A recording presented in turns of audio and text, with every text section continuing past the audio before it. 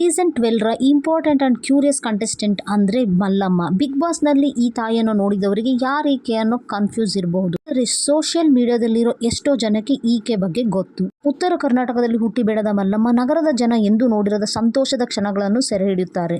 ಅವರು ಬೀದಿ ಬದಿ ಅಂಗಡಿಗಳು, ಸಮುದಾಯಗಳು ಹಾಗೂ ದೈನಂದಿನ ಹಳ್ಳಿ ಜೀವನದ ಹಾಸ್ಯವನ್ನು ಇನ್ಸ್ಟಾಗ್ರಾಂನಲ್ಲಿ ಶೇರ್ ಮಾಡುತ್ತಾರೆ. ತಾಯಿ ಪ್ರಾಮಾಣಿಕವಾದ ವಿಷಯಗಳನ್ನು ಗೇಲಿ ಮಾಡುವ ಸರಳವಾದ ರೀಲ್ಗಳು ಹಾಗೂ ಶಾರ್ಟ್ಗಳನ್ನು ಆ್ಯಪ್ಗಳ ಮೂಲಕ ಅಪ್ಲೋಡ್ ಮಾಡಲು ಪ್ರಾರಂಭಿಸಿದರು, ಹೆಚ್ಚಾಗಿ ಮೋಜಿಗಾಗಿ. ಯಾವುದೇ ಆಲ್ಗರಿದಮ್ಗಳು, ಅಲಂಕಾರಿಕ ಹಾಗೆ ಸಂಪಾದನೆ ಹಾಗೂ ಸ್ಟುಡಿಯೋ ಲೈಟಿಂಗ್ ಇದು ಯಾವುದರ ಗೋಜಿಗೆ ಹೋಗಿಲ್ಲ. ಅವರ ವಿಡಿಯೋಗಳಲ್ಲಿ ಅವರ ಧ್ವನಿ ಹಾಗೂ ಅವರು ಪ್ರಪಂಚವನ್ನು ನೋಡುವ ರೀತಿ ಮಾತ್ರವೇ ಕಾಣುತ್ತೆ. ನಿಧಾನವಾಗಿ ಸುದ್ದಿ ಹರಡಿ ಸುಮಾರು 1.5 ಲಕ್ಷಕ್ಕೂ ಹೆಚ್ಚು ಜನ ಫಾಲೋವರ್ಸ್ಗಳನ್ನು ಹೊಂದಿದ್ದಾರೆ.